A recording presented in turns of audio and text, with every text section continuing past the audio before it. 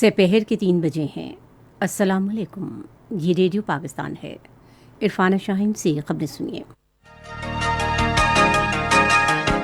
اہم خبروں کا خلاصہ۔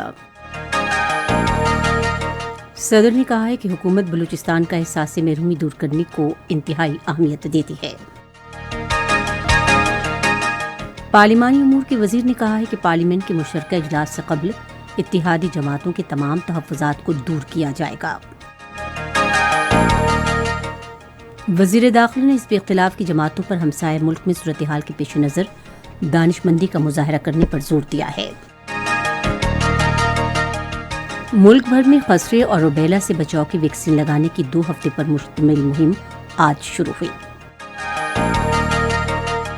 وزیر اعلیٰ پنجاب نے کہا ہے کہ ایک جامع پروگرام کے تحت صوبے کے پسماندہ علاقوں کو صحت اور تعلیم کے معیاری سہولیات فراہم کی جا رہی ہیں۔ بھارت کے غیر قانونی زیر قبضہ جموں کشمیر میں بھارتی قابض فورسز نے سری نگر اور مقبوضہ علاقے کے دیگر حصوں میں لوگوں کو ہراساں کرنے کے لیے تلاشی اور محاصرے کی نام نہاد کارروائیاں جاری رکھیں۔ اور چین نے خبردار کیا ہے کہ بھارت کی طرف سے چین کے ساتھ سرحد پر بہراموس میزائل کی تنصیب سے کشیدگی میں مزید اضافہ ہوگا۔ خبریں تفصیل کے ساتھ۔ صدر ڈاکٹر عارف علوی نے کہا ہے کہ وفاقی حکومت بلوچستان کے احساس محرومی کے خاتمے کو انتہائی اہمیت دیتی ہے۔ آج کوئٹہ میں گورنر ہاؤس میں خصوصی افراد کی بحالی سے متعلق اجلاس کی صدارت کرتے ہوئے انہوں نے کہا کہ خصوصی افراد کو معاشرے کا مفید شہری بنانا ضروری ہے۔ ڈاکٹر عارف علوی نے کہا کہ ہمیں خصوصی افراد کی تربیت کی ضرورت ہے تاکہ وہ ملک کی ترقی میں حصہ لے سکیں۔ انہوں نے کہا کہ ہم بلوچستان کی ترقی کے لیے اضافی فنڈز فراہم کرنے کے لیے پرعزم ہیں۔ خاتون اول بیگم سمینہ عارف علوی، وزیر اعلیٰ بلوچستان میر عبدالقدوس بزنجو، گورنر بلوچستان سید ظہور آغا اور عالمی ادارہ صحت کی نمائندہ مریم ملک بھی ملاقات میں موجود تھیں۔ پارلیمانی امور کے وزیر مملکت علی محمد خان نے اس یقین کا اظہار کیا ہے کہ اتحادی جماعتوں کے ساتھ تمام معاملات جلد حل کر لیے جائیں گے۔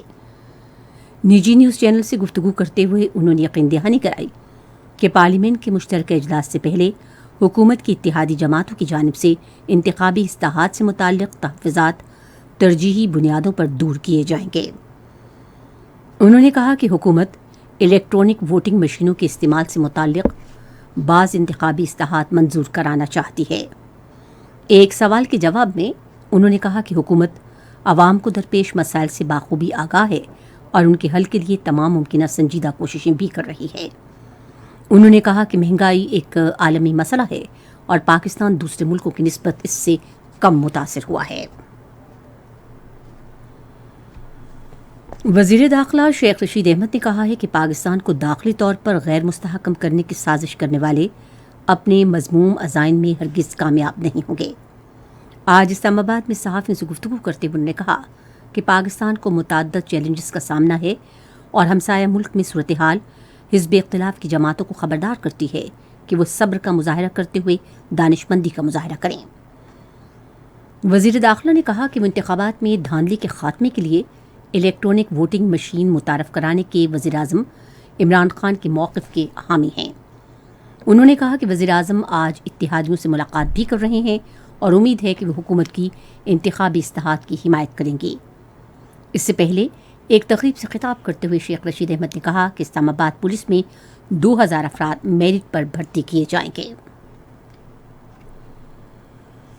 اطلاعات و نشریات کے وزیر مملکت فاروق حبیب نے کہا ہے کہ رواں مالی سال کے پہلے 4 ماہ کے دوران بیرون ملک مقیم پاکستانیوں کی جانب سے بھجوائی گئی ترسیلات زر 10 ارب 60 کروڑ ڈالر تک پہنچ گئی ہیں۔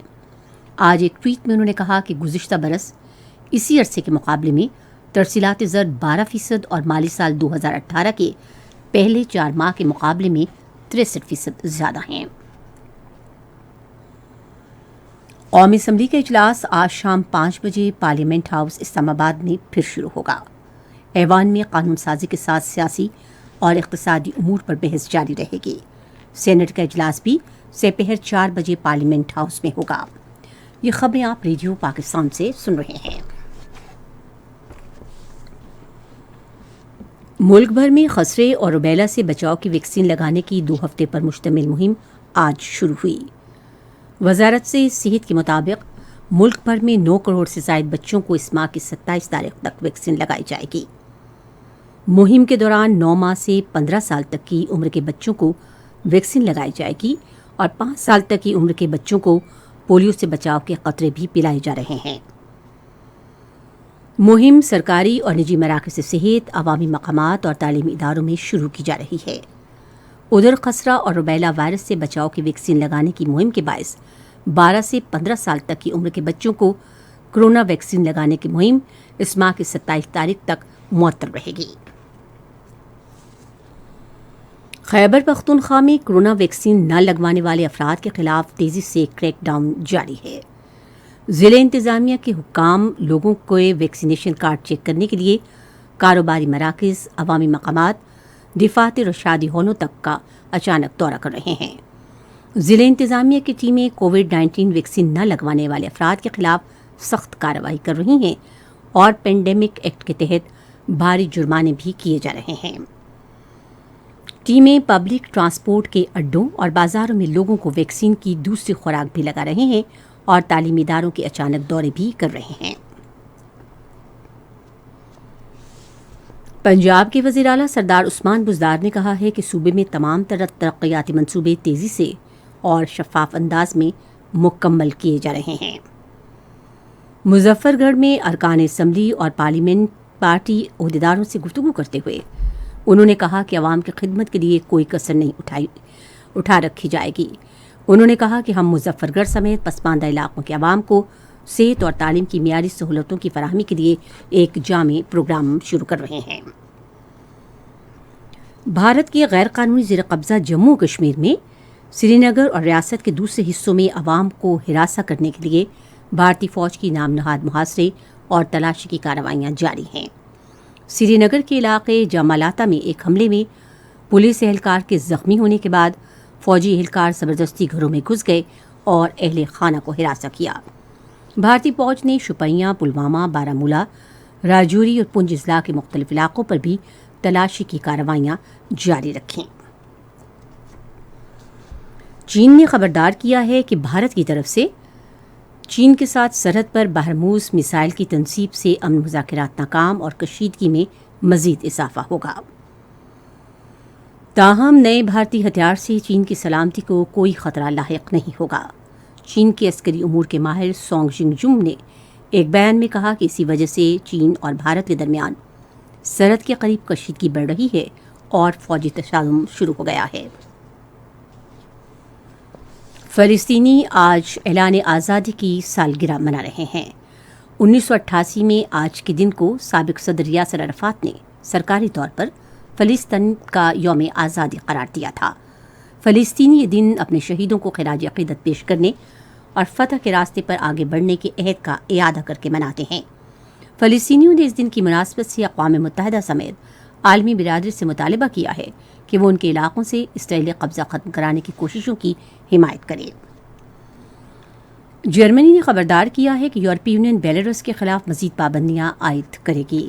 آج برسلز میں یورپی یونین کے وزراء خارجہ اجلاس سے پہلے ایک بیان میں جرمنی کے وزیر خارجہ ہیکو میس نے کہا کہ یورپی اتحاد کے وزراء خارجہ آج ملاقات کر رہے ہیں جس میں منسک کے خلاف پابندیوں پر غور ہوگا۔ برکینا فاسو کے شمال مشرق علاقے میں عسکریت پسندوں کے ملٹری پولیس پر حملے میں کم سے کم 20 افراد ہلاک ہو گئے ہیں۔ ہلاک ہونے والوں میں 19 سیکیورٹی اہلکار اور ایک شہری بھی شامل ہے۔ ایک بیان میں سیکیورٹی فورسز کے وزیر میکسیم کون نے میڈیا کو بتایا کہ ملٹری پولیس پر دہشت گردی کا حملہ سونے کی کان کے قریب چوکی پر کیا گیا۔ محکمہ موسمیات کی پیشگوئی کے مطابق آئندہ 12 گھنٹے کے دوران ملک کے بیشتر حصوں میں موسم سرد اور خشک رہے گا۔ آج ریکارڈ کیا گیا بعض بڑے شہروں کا درجہ حرارت کچھ اس طرح سے رہا کہ اسلام آباد 24 ڈگری سینٹی گریڈ، لاہور اور پشاور 26، کراچی 33، کوئٹہ 18، گلگت 19، مری 15، مظفر آباد 20 ڈگری سینٹی گریڈ۔ بھارت کے غیر قانونی زیر قبضہ جموں و کشمیر میں محکمہ موسمیات کی پیشگوئی کے مطابق سری نگر، جموں، پلوامہ، اننت ناگ، شوپیاں اور بارامولہ میں موسم سرد اور خشک رہنے کی توقع ہے، جبکہ لیہ میں انتہائی سرد اور خشک رہنے کا امکان ہے۔ آج ریکارڈ کیا گیا درجہ حرارت سری نگر، پلوامہ، بارہمولہ میں 12، جموں 24، لے 0 اور شوپیاں اور Anant Nag 11 degree centi grade. خبریں ختم ہوئیں۔ مزید خبروں اور تجزیوں کے لیے ہماری ویب سائٹ ہے radio.gov.pk اور فیس بک کے link radio Pakistan news official پر آپ ہماری ان خبروں کی براہ راست ویڈیو اسٹریمنگ بھی ملاحظہ